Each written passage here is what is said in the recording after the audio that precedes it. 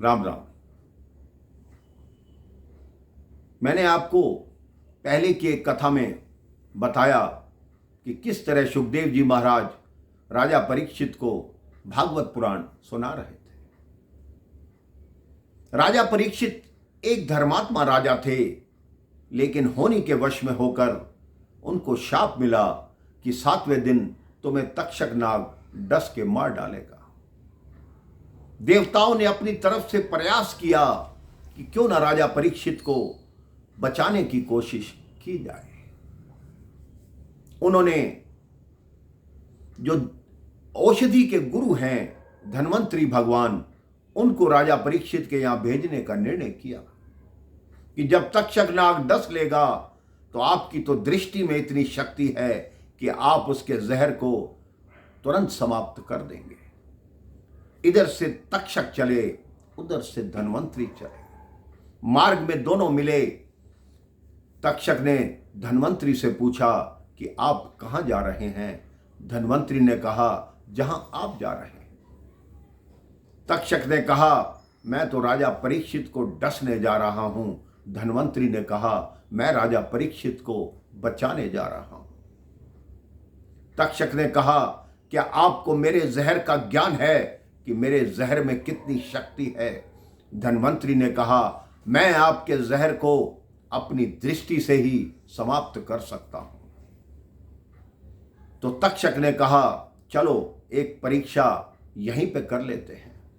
तक्षक ने अपना जहर एक वृक्ष में डाला। वो पूरा वृक्ष काला हो गया, लेकिन जैसे ही धन्वंतरी की दृष्टि डली, वो वृक्ष पुनः हरा हो गया। तक्षक को समझ आ गया कि ये बहुत सिद्ध हैं और मेरे जहर का तोड़ इनके पास है। अब तक्षक अलग मार्ग पे हो गया, धन्वंतरी अलग मार्ग पे हो गए।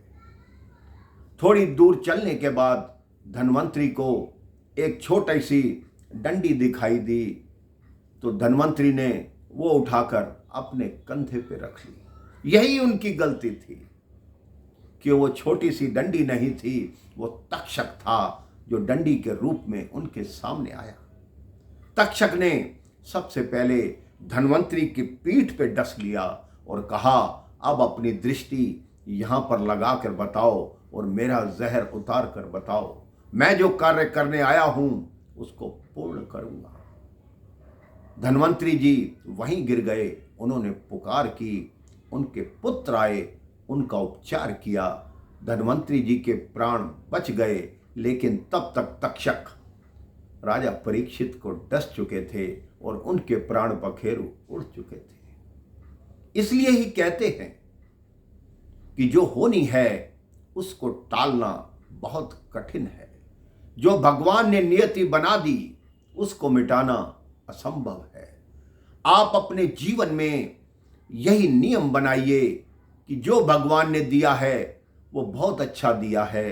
कभी इस बात की चिंता मत कीजिए कि उसके पास ये है, मेरे पास नहीं है, उसके पास ये है, मेरे पास नहीं है। सपने देखना अच्छी बात है, लेकिन उसे पूर्ण करने के लिए आप अच्छे कर्म कीजिए। आपका हर स्वप्न भगवान पूर्ण करेंगे।